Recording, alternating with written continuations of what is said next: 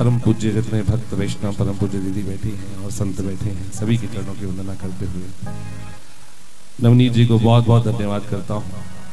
ये हमारा बहुत परम सौभाग्य है। कल यहाँ जगत गुरु निम्बार्काचार्य श्री श्री जी महाराज पधार रहे हैं।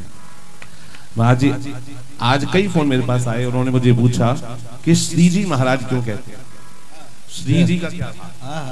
अरे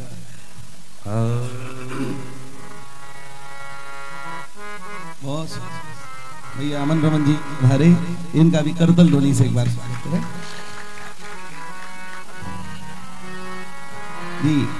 कल परम पूज्य श्री जगतगुरु जी महाराज जो पधार रहे हैं, श्री जी महाराज, वो हमारे भैया का खूब सुंदर प्रयास रहा। भैया के ही कारण महाराज जी की स्वीकृति मिली है। ऐसा नहीं है, भैया का भाव सुंदर है। गुरु और गोविंद में कोई भेद नहीं है और ये दोनों केवल भाव के भूखे हैं। अनिरुद्धाचार्य जी महाराज की कथा सुन रहा था आपके माध्यम से, सानिध्य में ही बैठकर, तो वो कह रहे थे कि हम क्या करते हैं, हम पूजा करते हैं। प्रभु को पूजा नहीं पसंद है, प्रभु को प्रेम पसंद है, लाड़ पसंद है। परंतु जीव अलग दिशा में भटक रहा है, चंदन लगा रहा है, पूजा ठीक है वो भी होना चाहिए, परंतु श्री ठाकुर जी तो प्रेम का भूखा हूं मैं, प्रेम ही एक सार है, प्रेम से जो मुझको पुकारे उसका बेड़ा पार है। तो भैया का प्रेम इतना सुदृढ़ था कि श्री जी महाराज, बात चल रही थी कि श्री जी महाराज, मुझे कई आज प्रश्न हुए कि भैया आप श्री जी का भाव क्या है। तो मैं, क्योंकि कल आप सब भी दर्शन करेंगे और दर्शन से पूर्व पता होना चाहिए हम किनके दर्शन कर रहे हैं। पूर्व में जानकारी होती है तो उससे प्रेम बढ़ता है, क्योंकि बिन सत्संग विवेक ना होई, परंतु बिन हरि कृपा सुलभ नहीं सोई। तो एक बार जयपुर के राजा जो ठाकुर जी को कम मानते थे, परंतु उनकी पत्नी श्री ठाकुर जी की परम भक्ता थी और निम्बार्क संप्रदाय से दीक्षित थी। महाराज जी से एकांतिक वार्ता करते थे निकुंज रस के बारे में, निकुंज रस इत्यादि।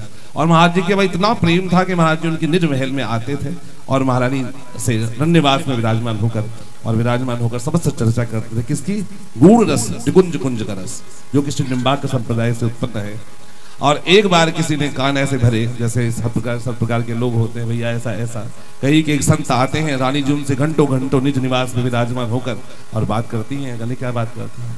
हमारा राजा को क्रोध आया कि ऐसा कौन है, ऐसा किसने इस प्रकार से कुछ रच दी।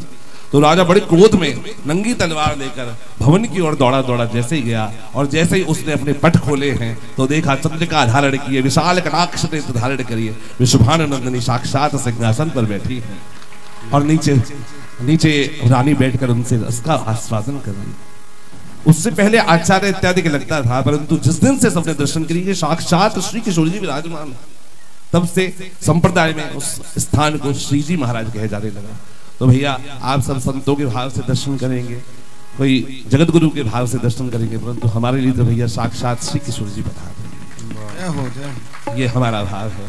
महाराज जी अभी अपने ही संप्रदाय से हैं। तो ये बड़ा परम सौभाग्य है।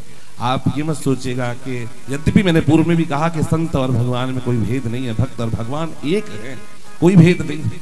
कल भी मैं चर्चा कर रहा था कि पंचचरण चरण प्रक्षालन इत्यादि कैसे हो, तो किसी संत ने कहा आप तुलसी दल शंख से स्नान कराइए, चरणों का शंख से स्नान कराइए, जैसे शालिग्राम भगवान को स्नान कराते हैं, शंख से स्नान करें। तुलसी इत्यादि भी आप छोड़ सकते हैं, कहीं भेद नहीं है, आपके हृदय का भाव है। यदि आपको संत और भगवान में भेद दिखाई दे रहा है तो ये दोष है, दोनों एक हैं। साक्षात श्री स्वामी जी चंद्रिका धारण करे यहाँ कल पधारेंगे भैया, और हम सब उसका दर्शन करेंगे, और भैया के माध्यम से हम सब पर भी कृपा हो रही है। हम सब उनके अनुगत्य हैं, उसी परंपरा से हैं। और कितने अनेकों परंपरा, स्वयं श्री मीरा जी दीक्षित हैं, स्वयं श्री वैष्णवी देवी को दीक्षा जाकर प्रभु ने दी है। वैष्णवी देवी भी स्वयं वहां से दीक्षित हैं, तभी से वैष्णवी ना पड़ा। तो ऐसा निम्बार्क संप्रदाय, ऐसे आपको सबको दर्शन प्राप्त होंगे, कल सबका सौभाग्य रहेगा। अब होली की ओर प्रस्थान करते हैं, ये तो कल का भाव है भैया। कल उनके समक्ष कुछ बोल पाए नहीं बोल पाए, तो आज कुछ प्रयास